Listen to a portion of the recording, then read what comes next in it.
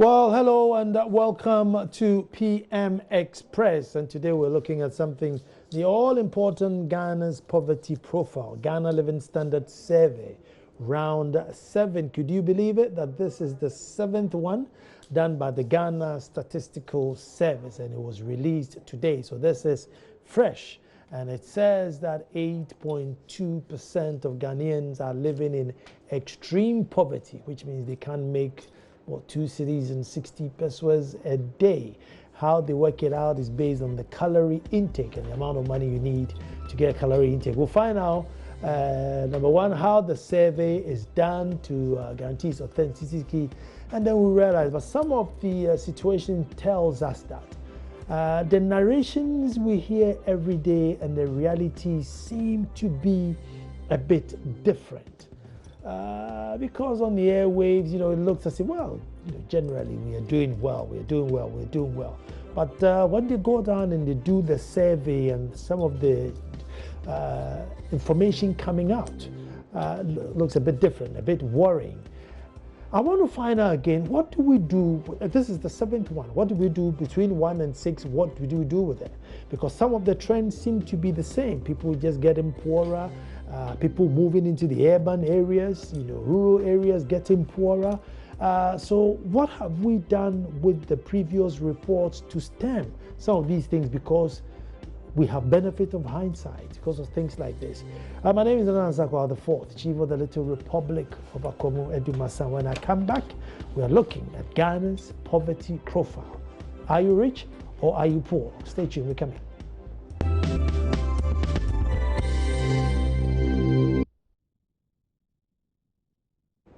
Well, thank you very much for staying. And with me in the studio is Anthony Cracker, head of industrial statistics of the GSS. Anthony, you're welcome. Thank you. First time on the show, so you're virgin Ambantems, and this is a palace, so my viewers and I, we find this guest who appear was at the virgin Ambantems. But well, it's been a long day for you, so we say, Ayuko for God and country. Yeah. This is the 7th round of this survey. And today I was there at La Palm and, looked at how in depth and, the extent to which you've done the survey.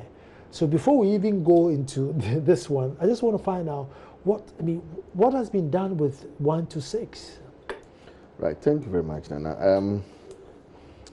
As you said, this is the 7th round of the Ghana Living Standard Survey. We've done 6 rounds earlier.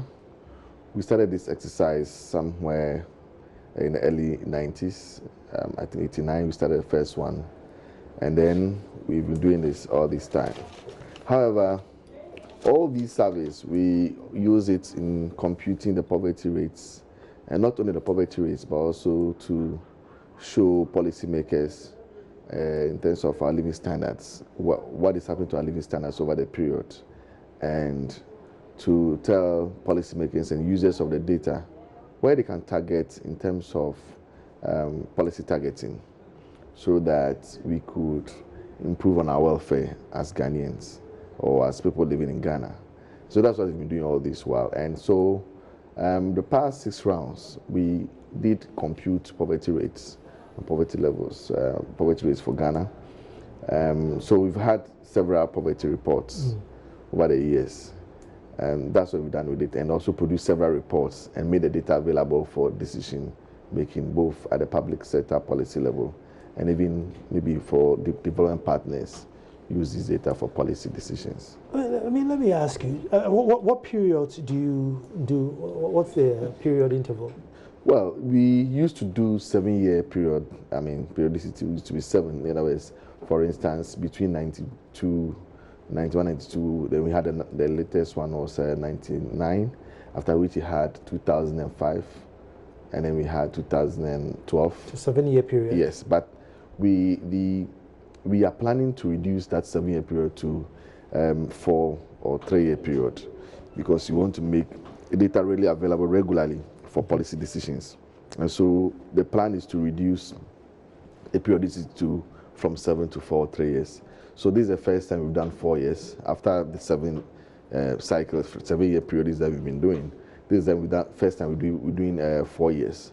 Hopefully, it's quite expensive to conduct such a survey, and so if you're able to get a funding from the government and probably our development partners, then we'll be able to conduct this regularly as we are planning.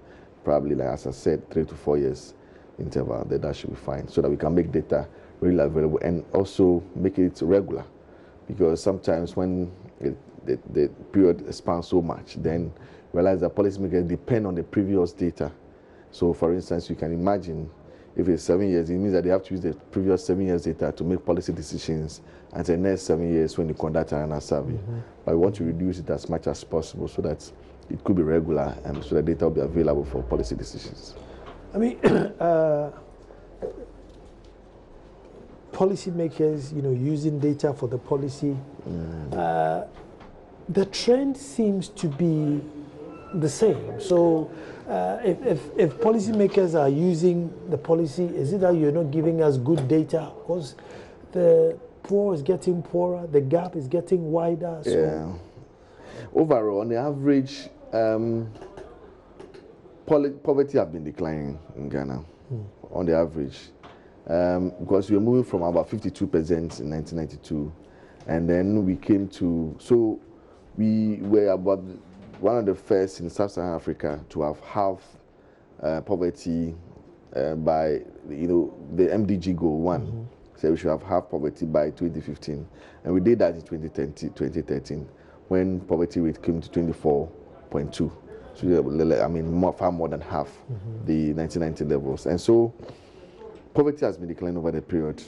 That's what we see. In fact, the results that we presented quite recently showed that poverty, for instance, between 2005 and 12, declined by about 7 percentage points, and now we are seeing that for the past 4 years, it has been marginal, though, as we said at the presentation. So generally, it has been declining, on the average. Just that some regions have had increases, whilst others recorded, reductions. But on the average across the country, it has been declining. But it's not the decline is not the same across regions.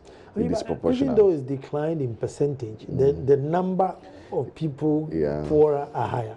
Very good. So what it means is that, as I said, for the past within the 4 years that we're talking about, between 2013 and 2017, for this report, the current report, we realized that the poverty rate decline was just about 0.8 percentage points. That's quite marginal relative to the previous declines that we had. But on the other hand, we realized that the number that are poor, have increased somewhat from the previous levels of about... something, let me pause you there and come back to, let's explain to our viewers, because me personally, I was never interviewed, as to, whether I'm poor or rich. I don't know if anybody, the cameraman were you interviewed? Cameraman was not interviewed. So if you explain to us, who gets interviewed and how and why? Thank you. Over the years, we've been using the same methodology for the surveys. The Ghana Living Standard Survey is a 12-month survey period. We stay in the field for 12 good months, one whole good year.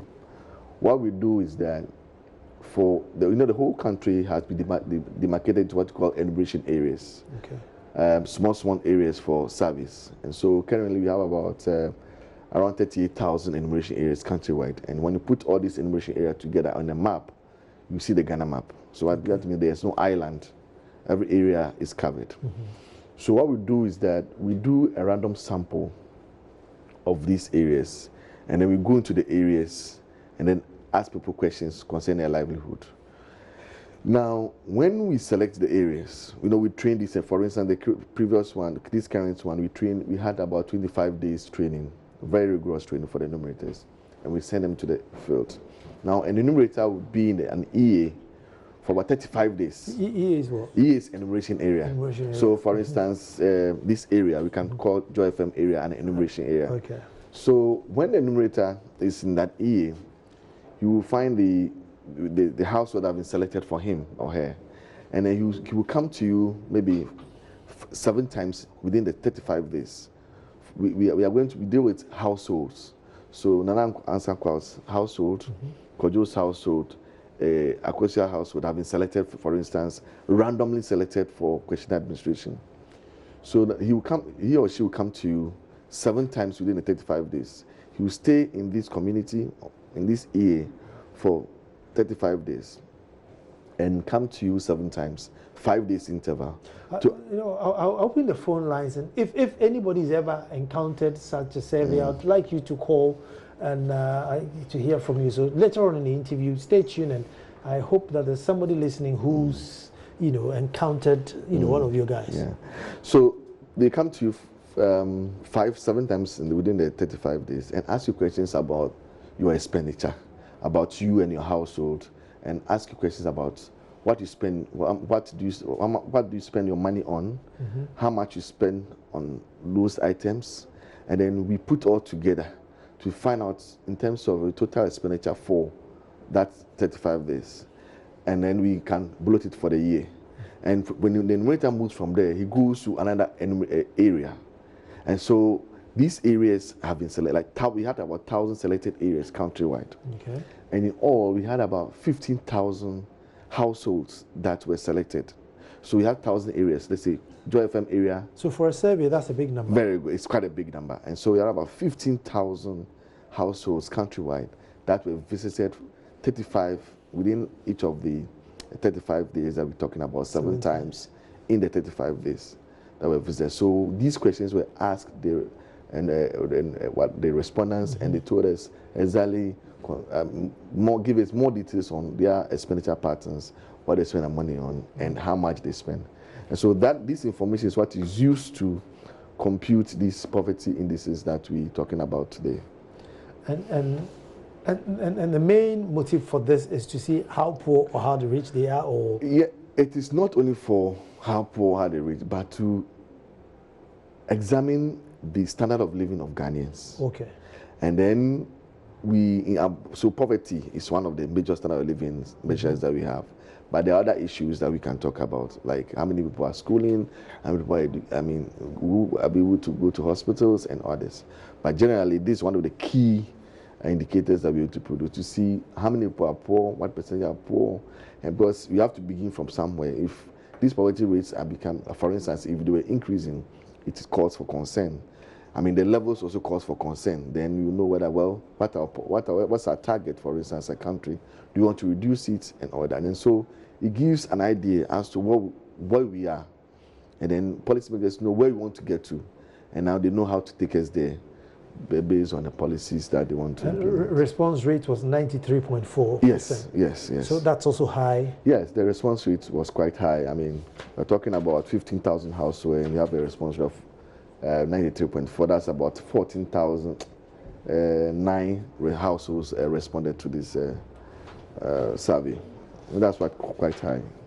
Okay, so now you're looking at standards of living. So basically, their welfare. Yes, their welfare. Welfare is total household expenditure over price index times household size. Yeah, that's quite scientific. Yeah, basically, the kind of poverty we measure in Ghana, we call it the consumption poverty. And for the consumption poverty, there are basic 2 indicators that would define a consumption poverty. That is the welfare and the poverty line. And for the welfare, we look at, it is, this is how we estimate it. We estimate total household expenditure. So, I talked about, they come to you asking about what you spend the money on all that. So the total household expenditure, your household expenditure, you put it together, total, they will divide it by the price index. This price index is the consumer price index that we normally call. Ghana Statistics collects monthly prices from several markets in the country, and we use to compute a price index. And then we also multiply by the household size in terms of the equivalent scale. And so this is what measures welfare, and it's an international standard measurement of welfare. And then we compare these to the poverty line that we normally compute. And that poverty line is basically the cost of the basket of goods that we need a household to be able to purchase. If you cannot purchase that based on total expenditure, they say you are poor. And so that's what. So the welfare is one of the key variables, and then the poverty line. So this is your welfare. If you see your total welfare, and then we have a poverty line that we said, okay, if you cross this line, then you are poor. If you cross that line, then you are poor. So if your welfare is below that line, we say you are poor. If it's above that line, we say you are not poor. So that's what we do, you know. So now let's, okay, we're going to do the line, but I know it's based, you were saying that every adult should be able to consume 2,900 calories a day. Yeah. Okay. So, you know, because we always want to make our statistics or indicators comparable across the world and everywhere, we always use international standards and measurements. Now, this poverty line, it goes through a lot of rigorous estimation. What we use is we call it, there is a method called the Angels method, which helps to estimate this. And basically, this welfare that we are talking about is equivalent to 2,000. So if you, Nanakwa, for instance, if you cannot spend your money on food that is equivalent to 2,900 calories per adult equivalent.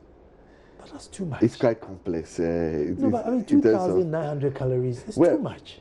You know, that is the standard that has been set internationally, and so that's what we use for this kind. Well, I have not done any, I don't know what actually, but that is the standards we use from the books. And 30 cedis worth of yokogari. That's like 30 cedis worth of yokogari with good zomi. Yeah. You know, douse of zomi on it. Yes, this is an average. It's a 2,000 calories per adult equivalent, so per day. So, and this is talking about for adults. Yeah. Okay, not adults. So there's a relativity. If you have lots of children, they may consume less than that 2,900 calories according to this adult equivalent. Okay, now let me stay there. Now you were saying that to be above the line, you need 4 cedis and 4 cedis, 82 pesos. Yes. But you see, I don't know what food that you can buy for 82 that would give you 2,900 calories. That's it. Well, and yokogari comes to mind because that's the instant thing that you can put plenty oil on it to get your calories. That's what I'm saying, that these 2,900 calories, I am not a nutritionist. Okay. And I don't want to pretend to be one now. But I know this is a measurement, like I said, international measurement. And this is what we computed to get this value. Okay. But this value is an average. So it cuts across several food products, not only.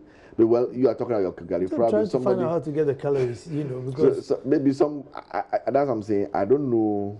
Because if you buy salad, you won't get the calories on it.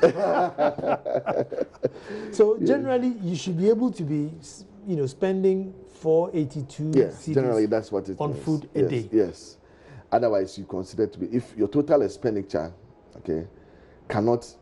is below this amount per day. So total expenditure per day, on average per day, is below this, then you're considered to be poor. That's what it means. And so we use this to estimate the poverty rate. And then when your total expenditure is below the 269 pesos, we say you are extremely poor, which means that with all your total expenditure put together, you can't even afford to buy food worth 2,000, equivalent to 2,900 calories per adult equivalent. So it's either 482 to be above. Yes. And then... Okay, let me explain something. You know that these two lines, the lower one, the 269 pesos is actually the food component of this poverty line. Okay. So that is what it measures the extreme poverty. Okay. Right. Now, the 4 cedis 82 pesos is the food plus other expenses. So it's not just even the food, it's the food plus other expenses. And so if you cannot afford... Oh, so food plus other expenses to 482. Very good. Per day. Per day. Per household. Per person, right? Per person. Now, if the other one, the 269 pesos, if your total expenditure is not up to that per day, then you are deemed to be extremely poor. That's what it means. And if you convert that to the annual figures, you are talking about 1,760 cedis, 80 pesos. That's the for if you are deemed to be overall poor. And then if you are deemed to be extremely poor, if on the average, annually, if you cannot spend 982 cedis, 10 pesos, then you are deemed to be extremely very poor. On that note, I want to take a break and come back and find out if you are poor or extremely poor, exceptionally wealthy. Don't go away, we're coming straight back to go into the numbers.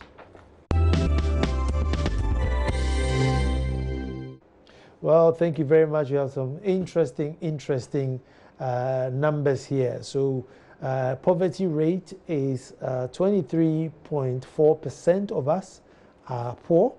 And extreme poverty rate, 8.2% of us are poor. So there's 8.2% of 30 million people. Or for every 100 persons you take, there are 8 people who don't have 2 cedis 60. Well, can't spend more than 2 cedis 69 cedis, a day on food. And then there are 23.4 people who are just managing 4.82 cedis per how much calories we need. Overall, poverty declined by 0.8 percentage points compared to the previous ones. But because population is growing, the numbers are growing. Explain this to us, poor persons in Ghana. Right. Now, the poverty rate that we estimated, we talked about 23.4%. These 23.4% of Ghanaians, if you do a population projection based on the 2010 population, you realize that as at 2017, we are saying 23.4% are poor. That translates into 6.8 million people who are poor in Ghana. And again, for the 8.2% who are extremely poor, that translates into 2.4 million people in Ghana who are extremely poor.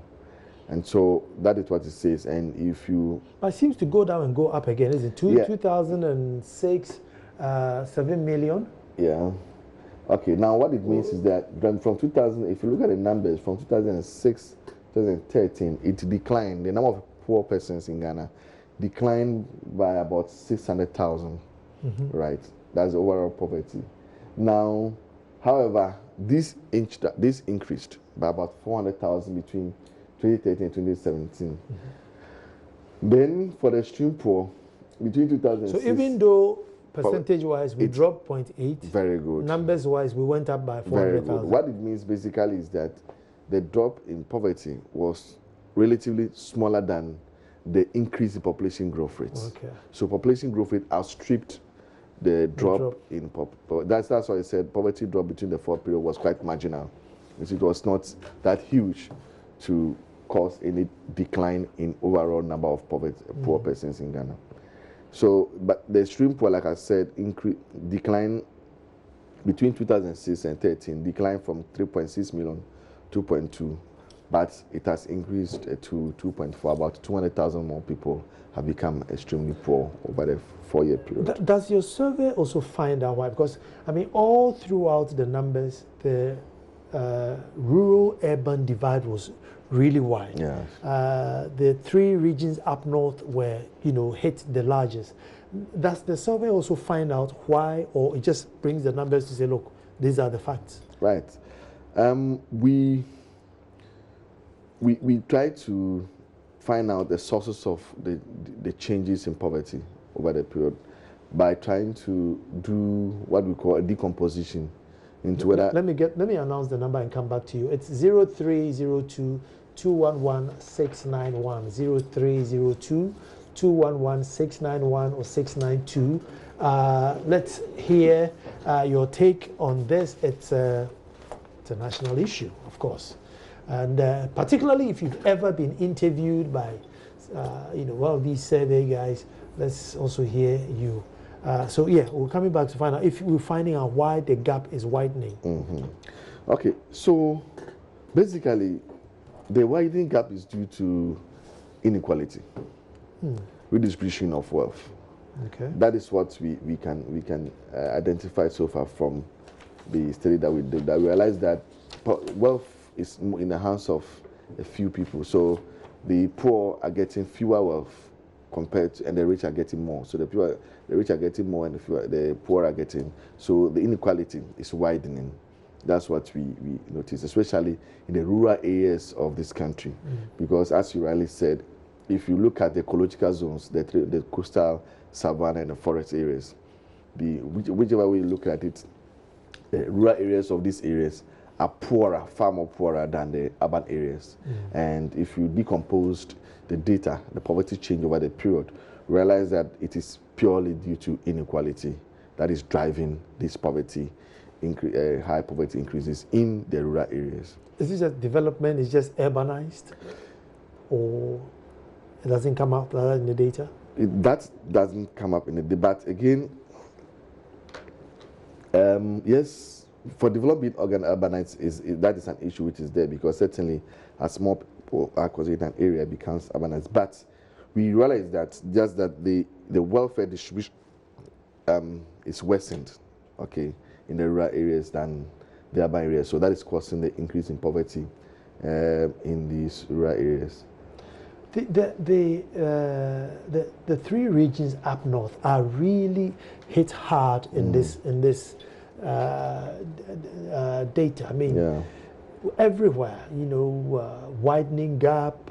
26% of all poor persons in Ghana are in the northern region. The northern region. Yeah, that is what the data says, and that is over the years it's been quite high. It was 21% in the previous survey. In 2013, it was 21%, and it has increased to 26%. In fact, almost a quarter of all poor persons in Ghana are in the northern region. That's what the data says. Let me speak to Ben Juma in Christian Village. Hello, Ben Juma. Hello, sir. Let me hear your take. Have you ever been interviewed before? I've never been interviewed. Today is my first day. Good. Let me let me Nana, I want to ask you a question. I'm from a village in Nakpandure, northern region. We farm and we have our product in the house. We don't spend money. Where I'm coming from. If it's fowl, if it's meat, we keep fowl. We prepare our food to eat. So how do you interview me and you get that that conclusion? Okay, I'll get him to answer that. Thank you. Yes. I'll get him to answer that, because that's also so for him. He's very rich. Yeah. What his name again is? Ben Juma. Right, Ben. Thank you. The total household expenditure I talked about, it includes actual food expenditure. It includes own food consumption. So what we do is that if we come to you, find out from you, okay, you don't spend at all, but you produce your own. So we want to find out from you, if you are to sell that produce, how much are you going to sell it? Okay. Yeah, so that is imputed. So we want to find out if you are to sell that produce. So that is, they will estimate your wealth, how much we're going to spend. And so it is taken care of. Okay. Yeah. Okay. Because once you can feed yourself, you're not. Let me speak to Clement in Enchi. Hello, Clement. Yes. Let me hear you. Yes. I'm Clement, and I want to ask some few questions. Sure, let's go. Yes. Clement, listen to me on the phone. Yeah, not on the TV. Listen to me on the phone and be quick. Yes, I can hear you. Please go ahead. No, I want to hear you. What's your question? Yes, my point is that, you see, well, I'm about to know the accuracy of arriving at those percentages. For instance, if you want to test it on 29,000 calories being consumed, you are likely to say that the household, looking at the number in the household, wouldn't be able, and their income level, they wouldn't be able to consume on face value, they wouldn't tell you the truth. I am from Enchi, in the Western region. I live here in a village, Iwabrangwanda. The number of calories that we take in, or that I used to take in, it's more than the 29,000 we're talking about here. But if you come and interview us, we wouldn't tell you the truth. What we would tell you. Okay, I kind of get the gist. If well, about 2,000. I think what I understand is, okay, you mentioned the first is 2,900, not 29,000. Yeah. And what the import I get from his question, even though he didn't finish, I see he's talking about trust. Yeah. That the respondents will not tell the truth. But to the best of our knowledge, the enumerators are trained to be able to elicit good information. And so we trust our data, that at least to a large extent, it reflects the reality. Yes, some respondents may not tell the truth, but those could be outliers. And in every survey, you have outliers. But to a large extent, it's a reflection, because the averages reflects what everybody does. We have Thomas on the line. I don't know where Thomas is calling from. Hello, Thomas. Yes, I'm speaking from Nabdam. Thank you very much. Let me hear you. Yes, I want to find out from your guest. Yes, why is it that anytime there is a new government in place, the head of the GSS is changed? Is it that government is afraid that maybe they can manipulate figures not in their favor, or what?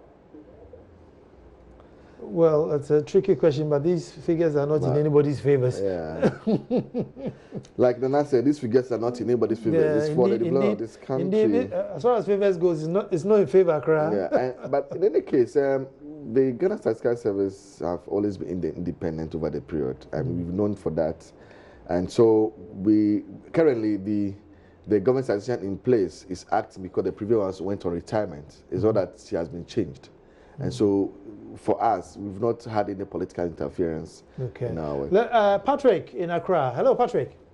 Yeah, good evening. Good evening, Patrick. My name is Patrick. Yeah, in Accra, there's no poor person here. Let me hear you. Patrick before Tony was my schoolmate. So let me just... So your schoolmate. Oh, okay. What, Patrick, what's your surname? G4. Patrick G4. Oh, okay. Okay. He should know. He should know. Yeah. G4, Patrick G4. Okay, let's hear your question. Yeah, I'm just wondering, the enumerators, how well are they trained to give us the exact reflection? Okay, I think, thank you very much, but I think he answered that they are, Well, the enumerators, we do residential training for 25 days. And it's quite rigorous because it's from morning 7 a.m. to sometimes 6 p.m. in the evening. Wow. They are trained rigorously. It's a residential training, and they are tested. And if you fail, so we normally train in excess, and they go through several tests. We write several examinations. If you fail, they are out, and we just pick the. Before we pick the next caller, I mean, per the statistics, there didn't seem to be poor people, that many poor people in Accra. Yeah. But it looks like there are poor people in Accra. Well, thank God you didn't say that there is no poor person in Accra. There are poor people.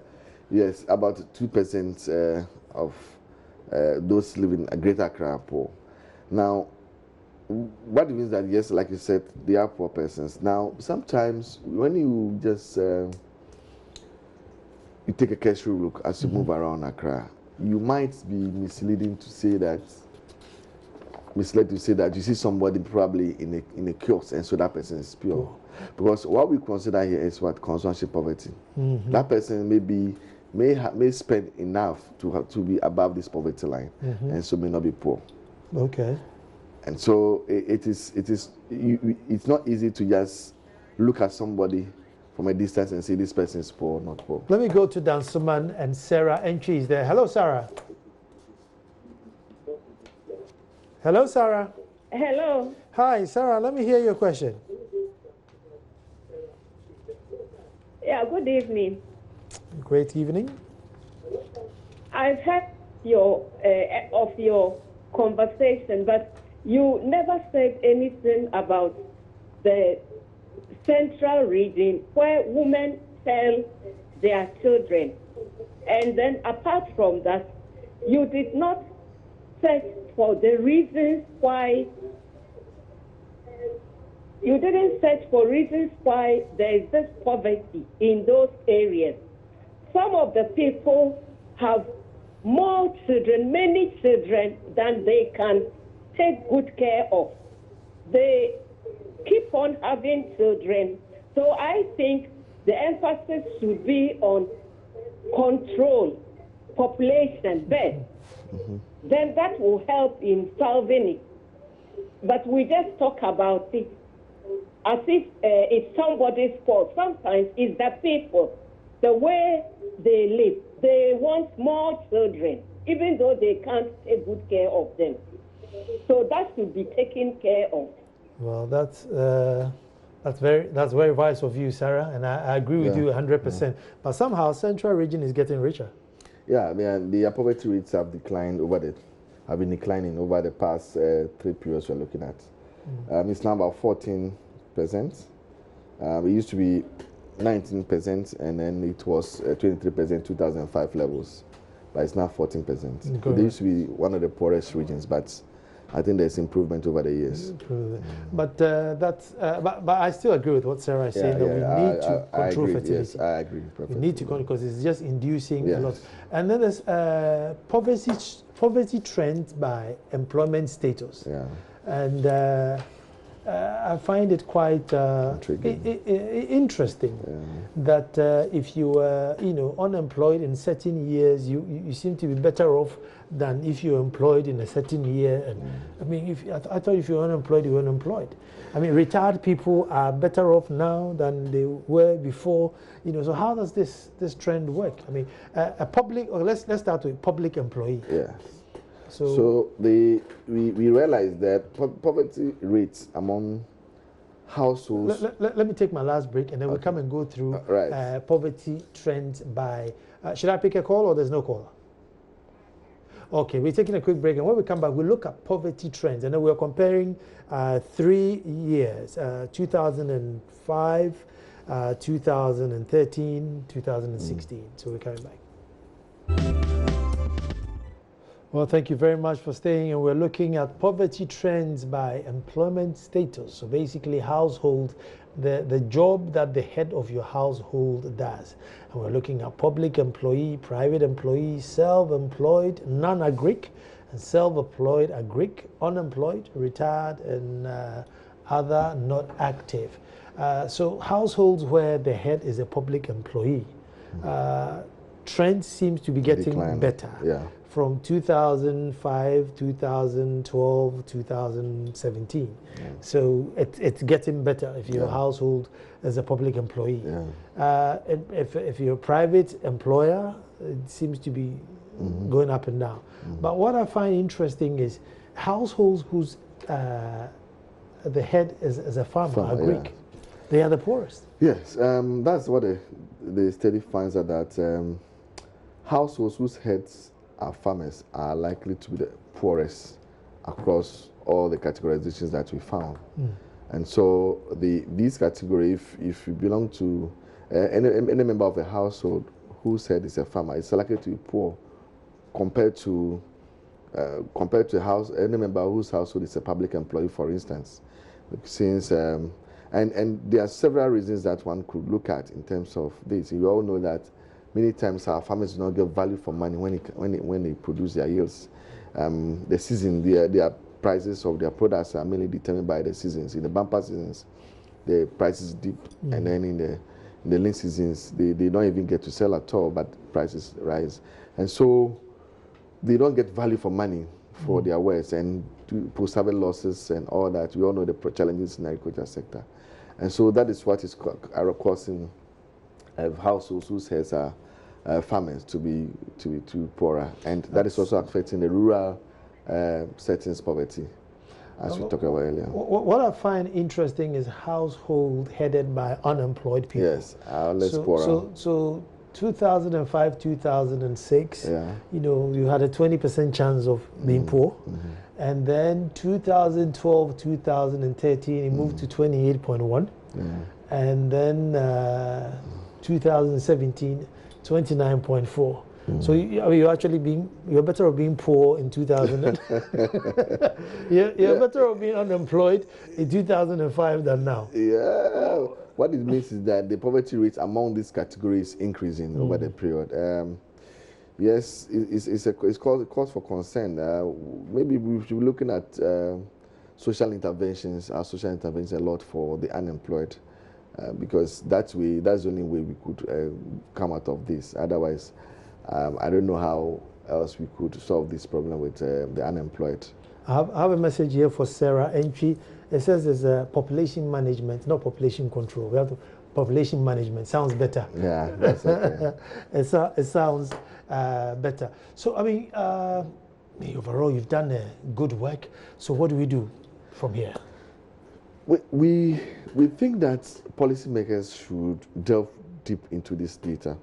We have very rich data over the years, and policymakers should dig deep into it to see, in terms of your policy targeting, what areas do we tackle? For instance, we talked about the PAMA index, which measured inequality, which gives a policy target in that direction, so that we'll know regions that have high inequality based on that index.